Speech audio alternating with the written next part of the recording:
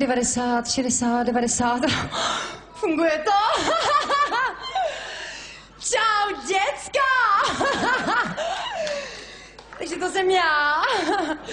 A já tady dneska musím promluvit o strašně vážné věci, která prostě se mě úplně super dotkla, ne? A to je ergonomická krize. Takže já jsem úplně v hajzlu. Jakože prostě jsem najednou musela strašně myslet na to,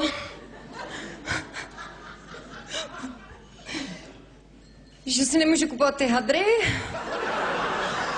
Úplně celý to začalo u toho, že mám prostě stylistu, což je asi normálka. A já mám stylistu, který se o mě stará, ne? A stylista říká, hej, jestli chceš být celebrita, tak musíš mít pejska.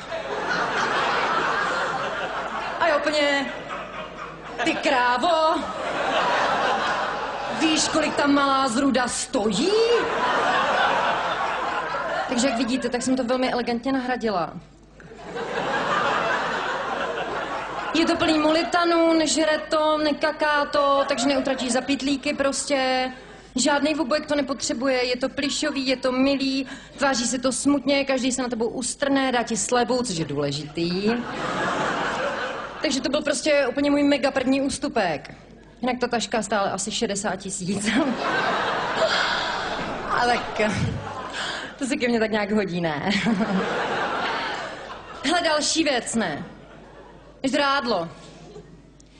Bude prostě strašně drahý žrádlo, ne? Ne, že by mě to zajímalo, asi.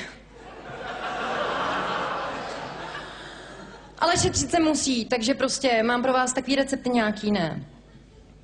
Takže vlastně, když máte rádi laníže, já to třeba každý den snídám, protože mě to skvěle nastartuje metáč, jako.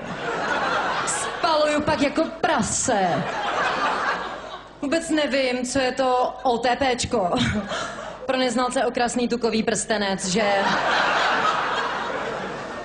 Vidím jich tady spoustu, asi jsem v nějaký galaxii. No. Tak ty prostě nahradíte babkama. Ono to není úplně jednoduchý, ne? Prostě babku neseženeš jenom tak, ne? Musíš prostě jít do takového zvláštního útvaru, ne? Tam rostou vysoký dřevěný sloupy. A na nich jsou ptáci, ne? A křičej. A když vejdeš do takového útvaru prostě, tak se podíváš na zem. A to, co z toho padá, to jsou takový malinký, úzký lístečky, ne? Ale to byste museli studovat botaniku, ne? Ale prostě vy si zapamatujte, že to vypadá jako takový malý jehličky. A to když odhrneš v rukavicích, ty vole. Protože ten gel je super, ale taky nevydrží všechno, že jo? Tak tam najdeš prostě takový, no prostě houby, to si najděte ve slovníku. A v podstatě, když budete takhle tak prostě žít, takhle tak levně, jakože si najmete stylistu, ten vám bude půjčovat hadry, ukážeš to, nezašpiníš to, vrátíš to, budeš mít plišáka, budeš žrát ty sračky, tak budete jako já prostě, že sice za levno, ale furt shit.